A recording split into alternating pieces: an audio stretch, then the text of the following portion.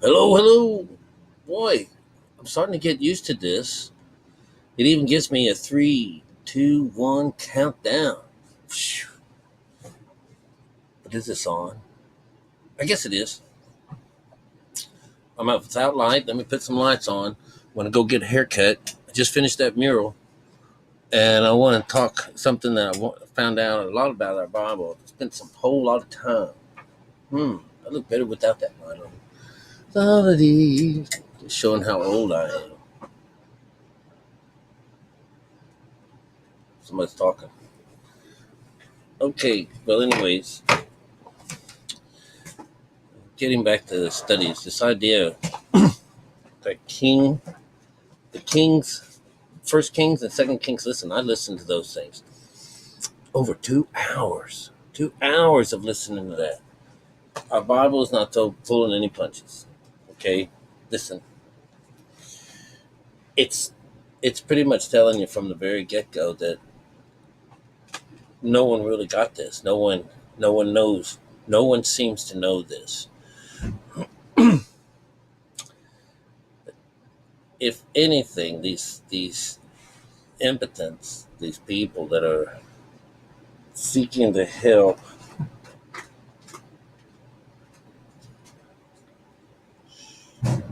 Somebody's doing the laundry. But when they're looking and seeking for the Lord's help, it's a prophet that has to come down and see it. Like Jonah is a prophet. All these guys. David, King David, when he was younger, he could actually read people's dreams and stuff like that. But listen, that's just a character in the story. Nobody seems to be redeemable. But he was one of the good guys. The beginning of them all, whenever they wanted, it's when they came out of exile, sometimes later after that, that everybody wanted to have a king over them. Whatever reason that is, and that they wanted a king to rule over them. And all of the kings that they've chose, aside from David, listen, I ain't shit, I don't know. Oh my God. I don't even know why I'm doing all this, because this particular part of it is very telling. So many words and so many people, and plus you have to keep track of the two different sides of us. This Judah is just on the outside.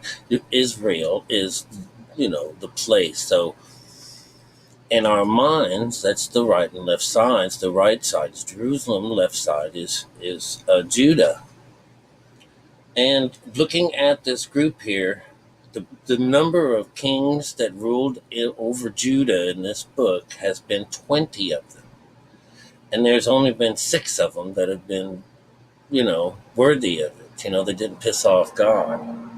That's kind of telling because it means it's the number 2, that's you, God's creation. But it doesn't have you connected. It's not a 3, which is, an intervention, a connection of some kind. But that shows that left side of us is under the number 2, and it has only got 6 things in there that are worthwhile, and that means the treasure in us. That's really this chest plate of ours in our arms. Because regardless of how we are, that particular part of us can be changed, and that's why it's there. All right. On the other side, on Israel, I find 18 people. All right. And these are all family members. These are all family members. Even these over here, when they call them captains, this is just the guy who's in charge, which would be the top part of us, because these are brethren. This is the brethren. If they are not the 5, then they're the 5 with the 6, and that makes 12. It covers your whole body. It covers everything from head to toe. That's the regions that they're talking about. So, and Israel is in the top. This is where, this is the tabernacle area. This is Levi, right? But anyways, we have 18, so that means 9, and it's a low 9. It's a low 9 because every one of those were evil in God's eyes. Every one of them. There was one in here that said was mixed, and it's Jehu. He was a captain, And they would look at him like, kind of, no, but But listen, how it works out, if you ever want to sit through that business, you have to understand that what it is they're talking about kings. And King David comes in connected already. He came from a failed one, that Saul guy, and they sent uh, they sent a prophet down to, to figure out, we got to do something about this. So, and then Solomon winds up being his son. Of course, he had two people that he's had children with, and it was his older brother, older son, by the concubine, or by the waysides, and he wasn't supposed to inherit. It's what she got. King Solomon, before he was king, it was his right to rule. And so what we have there is we have this challenge. I call it a coup, because, a failed coup, because they was trying to take this beautiful thing away from this aging old man who'd been connected to the Lord, and the Lord had saved him in so many ways, and he believed so. He was the king of this castle of ours, this kingdom. And but basically, we have two. We have Judea needs a king, and we also need one for the higher side. And at one particular time, my goodness, you guys, Ahab becomes it. And everyone's worshiping Baal. My God, you guys, this group, there is nothing redeemable about it. Where's this glorious past? Where is that at? It's not showing up in the Kings 1 or Kings 2, because the kings they're really talking about is the skin, and the influence of the outside world, and how many times did they fail. And even King Solomon starts off good as a young man, but as he gets older, he gets caught up in everything, and he gets these 700 wives and 700 concubines. So it's like he's lost this. This woman comes, forget her name, but she's part of these big stories. I don't need to know her. This queen come in and saw him, saw all this, all that, and looked at him and said, the spirit is out of him. And it was. This was this idea that he had been sending out, he was going out collecting things. He's known for collecting gold. And during those times when he was connected to the Lord, he would send his ships out, and they would come back with gold. And that's his idea of this. Because remember, it didn't exist in real life. There's always been gold wanting going on down here, but I think, once you start thinking about it, they made people go and find this gold, and they brought their riches back to the church, thinking that's God's gold. You go and dig it up and give it to the gods, but who are you giving it? You were giving it to the church, so it's not real. They made it real, but that's how it goes. God doesn't need anything. God doesn't need your money or gold. Doesn't want your skin either. But so hours and hours of listening to this, and I was really falling asleep because I could just hear it. I'm not going to go over all this stuff. There are some beautiful things in there. They talk about there's the building of the temple. Those numbers come up to 9s and 3s. These are all about consciousness. And the tabernacle and the inner kingdom and all this place and all this stuff, how big it was 3 by 3 by 3. That equals 9 on the inside. The cherubims that sound just like the right and left sides of our brains, how it's just covered over. It just was really pretty. And there was the way they spoke of the floors. There wasn't first, second, and third floors. There was the lower level, the lower way in was through the south, by the south gate.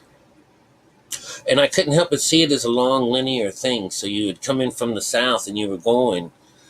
I'm not so sure how that would work, but I was drawing it, and it just was kind of strange. So you have to go in through the south area, right? And then there's a ladder that leads you to the middle, right? What did I call it? Yeah. The mid-levels. There was from the lower floor, there was a ladder that brought you to the mid-level. And then one to the third They didn't say third story or anything. It just said to the third or higher. It's beautiful, there's this, because when you go inside, when you're trying to find this temple, when you're going in there, there's a ladder to get into it up to a certain point, and then you're in mid-level. The mids, that's the sixth chakra, and then there's from there on to the third when you become connected. That's 1, 2, 3. Listen, this is just still beautiful, very beautiful. So the code runs throughout this whole Bible. But once he gets this thing all built and all birdied up and stuff like that, things fall apart because he builds his house. When he builds his house, all shit happens, because he has to go borrow from this and borrow from that, becomes real rich. And, well, he just gets so consumed by it all that he gets this little thing where he's turned on by the number 6 and, and three, something and others and another 6. So he was turned on. That's the first 666. I don't know why no one ever talks about this in Bible Kingdom. But their gracious and beautiful King Solomon doesn't amount to shit in his older age, all right? But he has turned on the amount of money that has come into his group here came under the number 666, all right? And so that means the lower conscious had a hold of him, and he lost it. He totally lost it. It was given away from him to his son. Whenever he died, all these people died and were all buried with their fathers. You could all see it, and they just kept going one after another. Listen, these people never existed whatsoever. What they were doing is they were running down the 12, more or less. You have the good side and you have the bad side, and the bad side won over. Cain kills Abel all the time, and in what we call, like say, the left wins. The left side wins over the right side, and the way that is how the sun, how when the earth turns, it's the darkness that encroaches over the light. So that's always that idea that But then the light comes and conquers it again on that side. But it's the intellect, that the black always overcoming the white, which is on the other side. So it's showing that, there's this desire and love for this outside world. And I was talking about this Bible. This Bible very well knows that every one of us are in this. This is no shit. It knows that we're in this world. Just like when you read the books of Enoch and stuff like that, and it comes out and it says, this is not for this generation. This is for the ones that's at the end of their days. Well, that could be us thousands and thousands of years later, but the end of times for all of us is when we finally catch on to this and we realize that, the Bible says when you find Abel or when you find Cain, you're supposed to kill that motherfucker, right? So what you do is you find out, and we did months ago, that we are Cain. We're the tiller of the ground. So we have to send Abel, because we're also Abel. Abel is our messenger. He tends the sheep. Do you guys remember any of this? So you know that we're all one, but men till the ground, which means to meditate.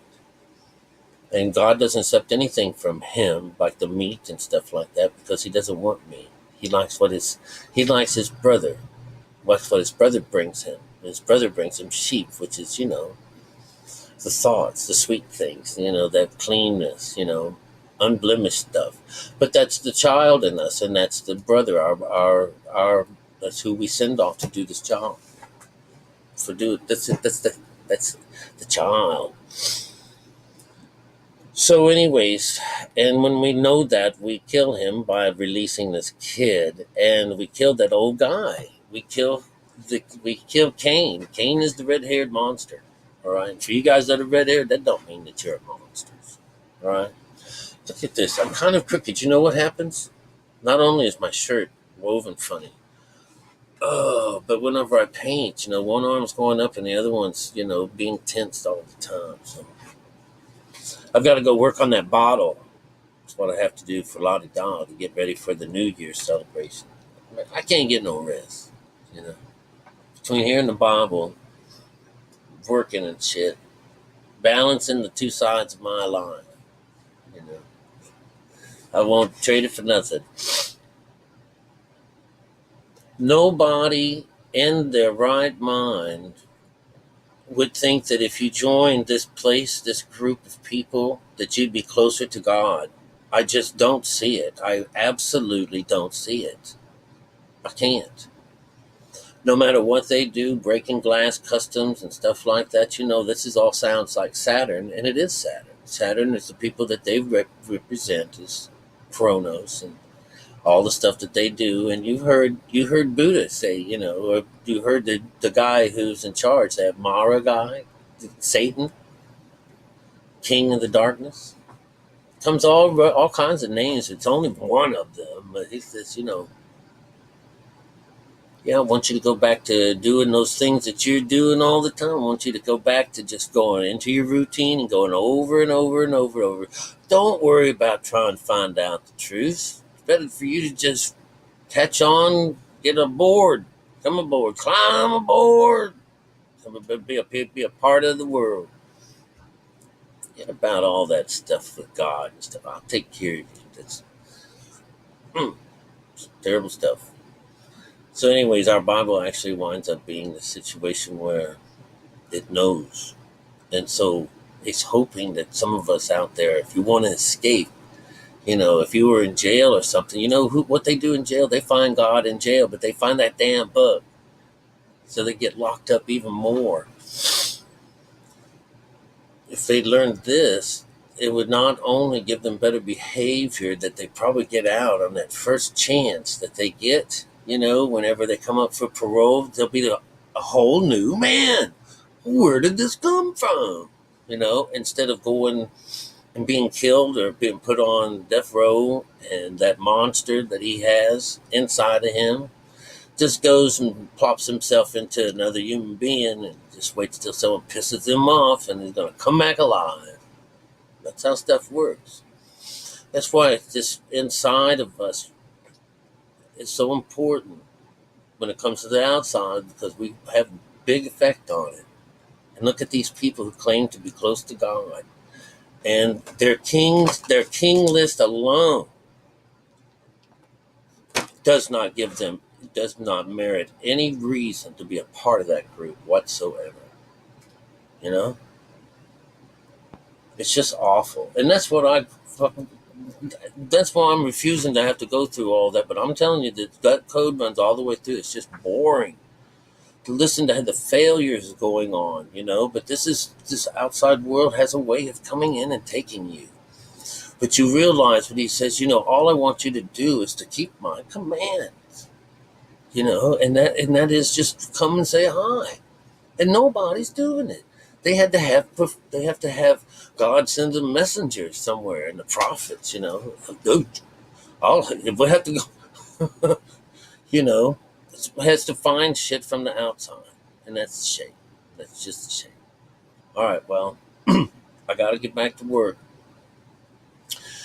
Kingdoms, and stuff like that. This is the outside world. This is showing that at one time things were really nice. Kingdoms, they've all worked pretty good, but this seems like something happened. Something happened, and this beautiful place had to be sought. It was no longer just, right there, I think it was looking for appreciation. Perhaps that's where they get the jealous idea from. You got to appreciate it. I certainly appreciate it. I certainly do. I really do. It's been a wonderful quest, and it ain't done yet. All right? Hope you guys are following along. Hope y'all are getting someplace. Nobody tells me shit, but a couple of people do. I hope the best on you. Enjoy yourself. I love you.